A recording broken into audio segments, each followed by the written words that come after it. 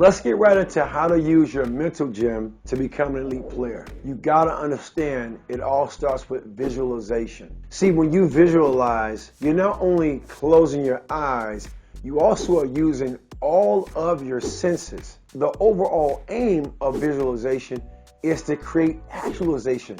You want it to go from concept to reality. And it all starts to me with learning mental gym exercises, right? And when you use all your senses, you not only want to see it, you not only want to feel it, you also want to enjoy it.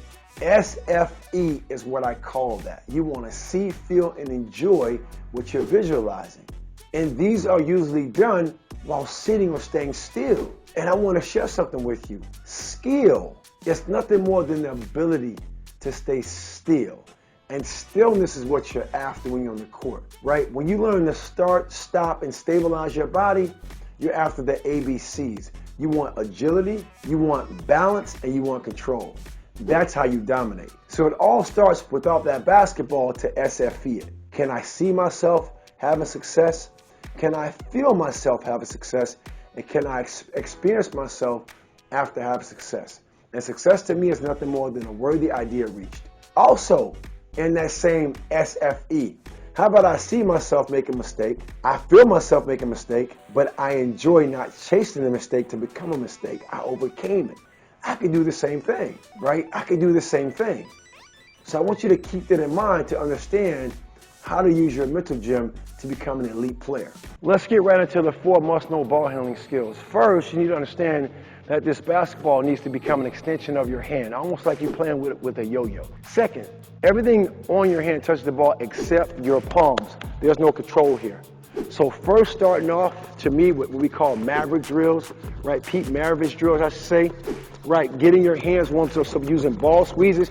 You might hear that ripping sound on my mic, right? You want to strengthen your finger pad and fingertips. That's the key to me. So just doing simple ball squeezes, right? Ball tosses, back and forth between your finger pad and fingertips. My hands molded on the ball, right? My palms not touching it. Doing super simple, I should say doing simple, right? Body wraps, staying still when I do these things, not swaying, right? Making sure my legs are loaded. My eyes are up, court vision I'm building. Okay, then doing a figure 8. Again, learning how to handle the basketball. What I don't want to do is smack the ball. I want to have my finger pad and fingertips working. Okay? Then you want to start to learn how to do what? Smash the basketball, because the key to getting my hands warmed up in order now is the stationary pound dribble. The hard pound dribble is what I tell people and tell players to say you need to master. Because when you smash the ball hard to the floor, it comes back to your hands quickly. And the quicker the ball comes into your hands, the quicker you can make plays for teammates, right? Or yourself. So learning how to smash the basketball. Going right into it. A hard pound dribble, what I call a low dribble. This ball does not come up above my ankle area, so this is low. Speed is at my knees. This is where I want to dribble the basketball against a defender, at my knees and thighs. Open court, waist, no one's guarding me, so just kind of showing you turn.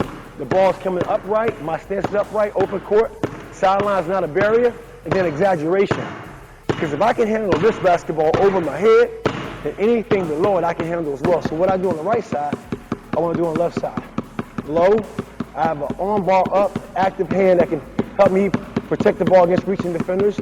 Ball dribble low. This is medium. This drill is called dribble heights. Change the dribble heights. This is high, ball at the waist as I smash it. Drop my elbow through the ball, right? And this is exaggeration. Okay? Getting your hands warmed up first, then pounding the basketball, then learning how to now do what? Change speeds. This is called pound kills. I have 3 upright dribbles. I drop my hips and lower my legs, and I do a speed dribble. And I'm acting as if I'm changing speeds, staying stationary. Right? I can throw a fake in, change hands. Right? Working on a pound kill. I drop my hips, and I dribble the basketball vigorously. 1, 2, 3, 3, 2, 1. 1, 2, 3, 3, 2, 1. Last one. 1, 2, 3, 3, 2, 1. And what I'm doing when I drop my hips, I'm trying to get 3 seconds, as many dribbles as I can get in to really work on when I'm changing speeds. I need to speed up and go by my guy, right? Next stationary, I'll do change of directions. To keep it simple, after working on change of speed, the progression now is change directions. So now what I want to do, I call it hourglass, right? What I'm doing is just building momentum up with the crossover, then between the legs and behind the back. And I'll try to go quicker and quicker and quicker, right? Make mistakes, all good. Don't chase them, replace them. I close my eyes to get a feel for it too. 5, 4, 3, 2, 1. Right, those are really good solid drills to do stationary. For show purposes, an example, think about now doing those things on the move, right? You might do a speed dribble from, say, half court and back. You might go with a change of speed dribble, half court and back. You're not also go into a change of direction. So to me, those are surefire ways to guarantee that you're gonna build up strong ball handles when it comes to becoming a tight ball handler. Okay, now right here, this is the finish that every player must start with, right? And it's the one-step finish for the 1 foot finish. So E, what we're gonna do, we're gonna have that left foot back, right? Left foot back. We're gonna step stronger to the shot and get the ball off the backboard, right?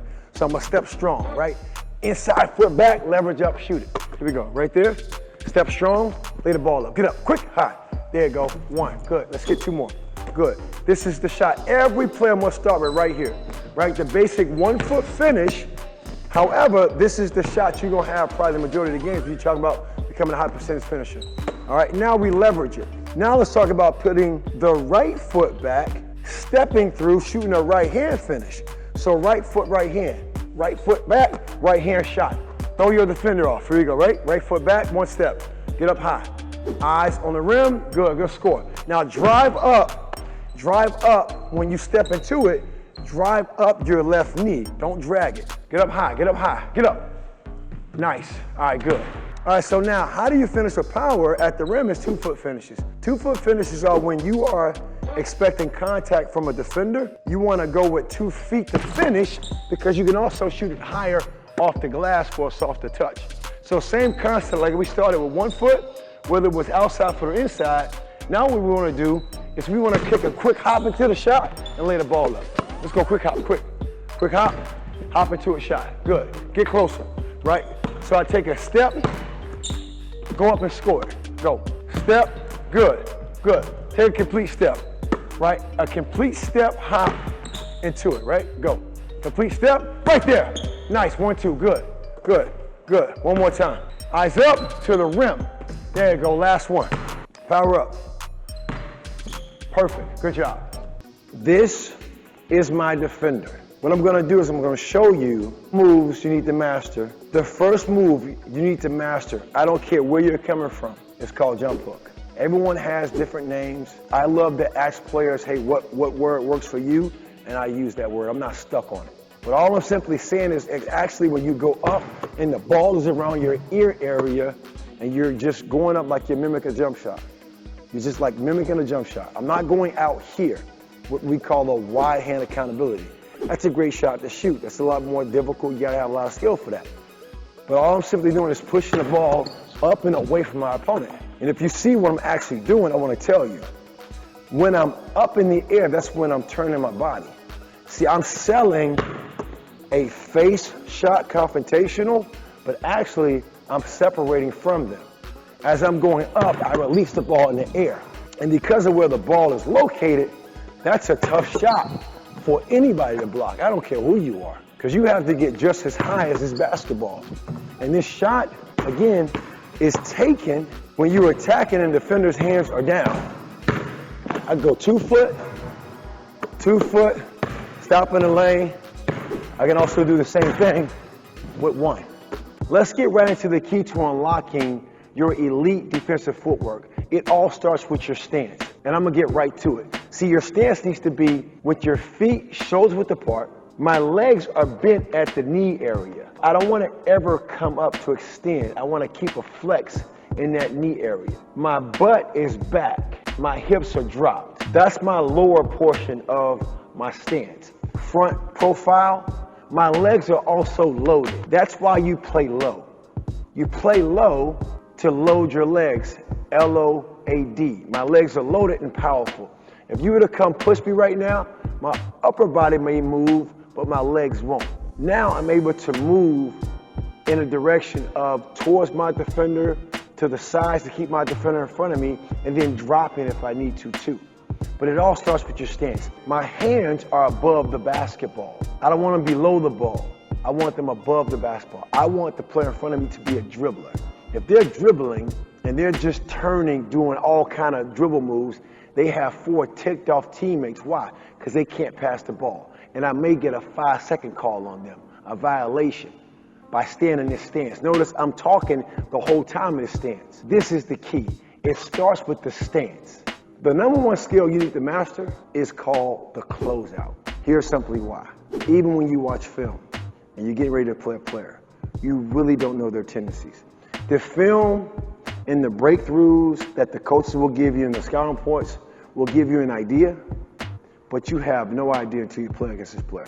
Coach, this player can't shoot, so we're not going to go out there and close out. That same player makes 3 shots in a row. So I want to go over 3 type of closeouts to really help you understand how to guard offensive players.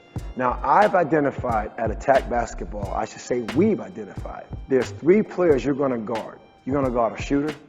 You're going to guard someone who loves to attack the basket. You're going to guard what I call a slasher, right? They can shoot jump shots when they're on the move with the dribble, right? And they can really get downhill to attack you off the dribble. The first closeout is called belly up. I'm going to use this red line right here as if that's that defender. And the whole key to this when I close out is I want to get so close to them that I make them uncomfortable. I want to get so close to them that I have to take away their go-to move and I have to make them use their counter. To execute a closeout, what you want to do, and again, me using the block, for example, I'm going from block to block. What you want to do, the first half of a closeout, you want to sprint. Then the second half, you want to execute foot fire feet with small choppy steps, load your legs by getting low, and throw your weight back. Because now, if this offensive player decides to make a move, it's easier to go lateral, slides, push steps. It's easier to go retreat steps, drop steps to stay with them, which I'm going to cover coming up. So I want to sprint, small choppy steps, my hands are active and up. And it all comes down to, again, the type of player I'm guarding. Okay, showing it again, I want to sprint, make no matter what, my hands are going up, depends on what my hands are going at. Second, we want to contain an attacker. This player here can really put the ball on the ground and make plays for themselves. So now, instead of going out because they're a non-shooter, what we're going to do is when we sprint halfway, we stop. So our small choppy steps end our stop, we keep our feet active, and we want our hands out, not up. Shooter hands are up to contest the shot. Non-shooter hands are out to get ready for the dribble. And we want our hands above the basketball. So any moves they make, as they try to attack us with their offhand, we're off and away from that. We want to absorb their moves. They're a non-shooter. Their go-to move is putting the ball on the ground, make plays. Their counter is to shoot it. We can close out for that. And the last player you're going to play is what we call a slasher in basketball. They're like a hybrid. They can shoot it with momentum and rhythm, confident standstill, but they more than likely like to put the ball on the ground. They can really attack you off the dribble with limited space, right, or a lot of space. They know how to get to you. The hybrid player, I call them, we call it boxer, the closeout. So I'm going to go first sprint, last half chop, belly out, then I need to back up. What I want to do is just really throw them off. I want them overthinking whether should I shoot it or should I make a dribble move. I want them kind of irking and jerking, right, we call it, right? So I'm going 3 seconds hard, right, shoot, hey, 5, 4, right, 3, 2, 1. I kind of went overboard, but I'm kind of up, active, right, because this player here, they're kind of indecisive. They can get downhill on you, but they won't catch and shoot it. They want to put the ball on the ground. They feel better about putting the ball on the ground for a dribble, pull-up, jump shot, or floater. So I want them kind of overthinking the shot. I want them thinking twice about making a dribble move. So there you have it on the closeouts. You're going to play against a shooter, belly up. You play against an attacker, contain them, back up, give them space. Their go-to move is making a dribble move down to the basket. Make them shoot the ball. You play against a slasher, hybrid, boxer. Make them uncomfortable by getting close, take it with a shot, then back up. Now let me tell you why hit, find, get should be your mentality for every game when it comes to rebounding. Hit, find, get is a very simple mental and verbal cue for you to remember. Hit. Go hit the opposite color jersey by advancing your body to them and boxing them out. My back is to you a little bit. Imagine me going to the opposite color jersey. I'm on defense. I want to go to them. I'm hitting them, making legal contact. Then I'm turning to box out. I want my arms up and out. I can't hook or hold, but I want to feel which way they're going so I know how I can also do what I call a lateral push step, either which way to keep them away from that basketball. Then I want to find the basketball. Where is it? Is it in the air or is it on the ground? And keep it simple. I want to go get it. So there you go. That's the mentality you want to have. Hit, find, get. Hit, find, get is the mentality you want. It's a very simple verbal cue you can say, and watch how you become just like all scrappy teams. A lot of times, I know when I coach, I share with players all the time, scrappy teams are the teams that really do a good job of going after rebounds. They may not be that great of jump shooters, but boy, that ball goes up, they all go to the basket to keep the ball alive on offense. And on defense, very rarely they have people go off as a rebound. You want to become like a scrappy team player, right? And understand that rebounding is a will skill and develop that mentality and that verbal cue of saying hit, find, get. Go hit the opposite color jersey, box them out, go find that basketball, and go get that basketball. Now let me show you how to take charge of developing your passing skills.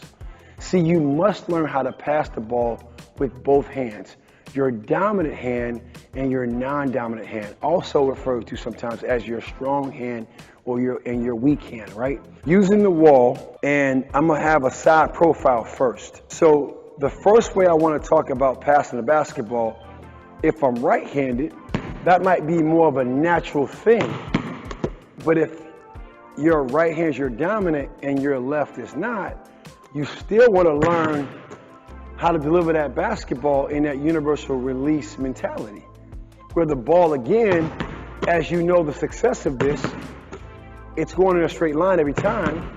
So now I turn my back to you, right? You start learning how to deliver the basketball with your non-dominant hand. How about if your non-dominant hand is your right hand? Again, against the wall, all right? I go back and forth. I can bounce the ball, ensuring the ball will come back to me. I can go with my left hand, right? The whole key here, you want to develop both sides of your body so a defender can't keep you on one side of the court, and then you don't make up excuses or reasons to why you couldn't deliver the ball to a teammate that's open. If you're naturally, say, left-handed and a defender is guarding your left side, we don't want to bail out and say, I can't make a pass. No, I can learn to get that ball over to my right side, right, and get that ball to my teammate.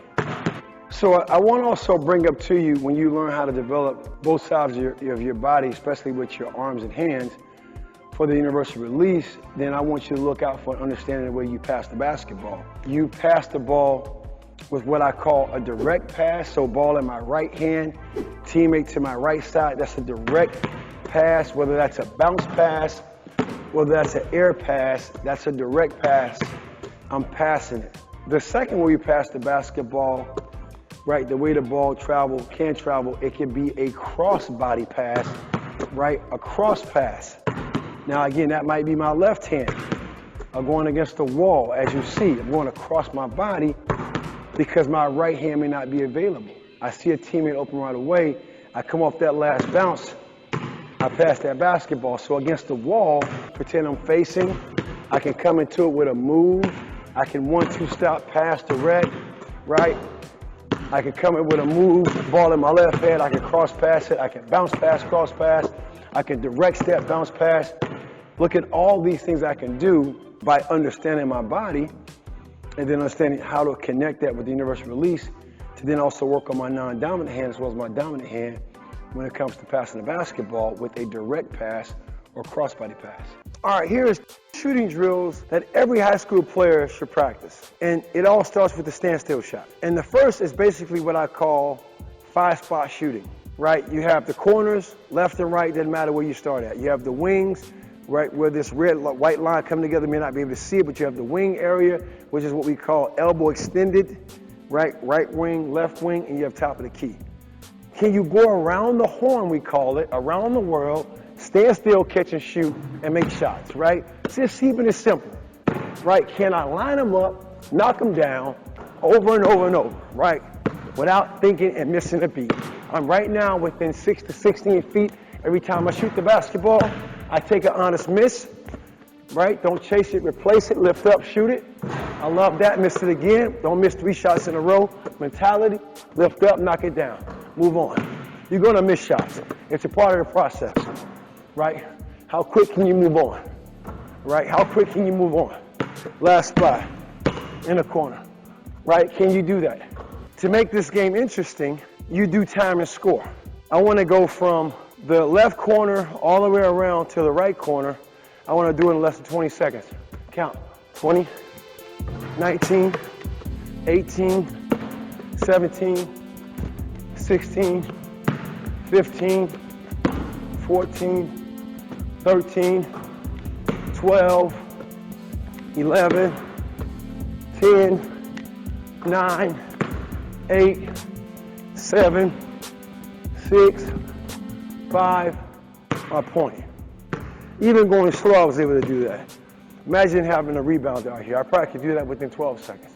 Really, really pushing myself because I don't have to go from a rebound, and I also don't have to teach. Let's pay some homage to the late, great Kobe Bryant. So Kobe Bryant drill. We're going to dribble out, 3-point line, hard one dribble, pull-up, jumper, knockdown shot. Make sense? Right? I got to redeem myself. I'm missing these shots, y'all. There I go. Right? Mamba. There you go. 15 seconds. Because you got to run. You by yourself. I say you make 2. Let's go. Go.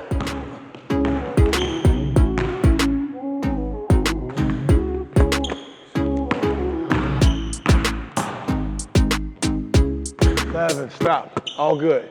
Reset. Here we go. You good? You good? He didn't make that goal. Y'all, we're going to run it back. Here we go. Ready, go. 15, 14, 13. Nice. 12, 11, 10, 9. Hey, keep going. 8, 7, 6, 5, 4, 3, 2. Mamba.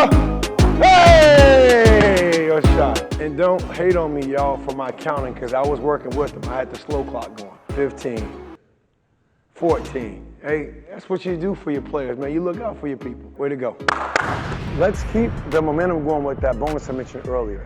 We've covered a lot in this video, and I really want to make sure I'm helping you out. So I'd like to offer you a guide that covers all the must-know basketball principles and in what switch to apply them. This is a powerful guide of best practice tips and skills empowering you to take charge of your game. Just click the link in the description below. You can download the guide I put together as my gift to you. Enjoy it and keep attacking.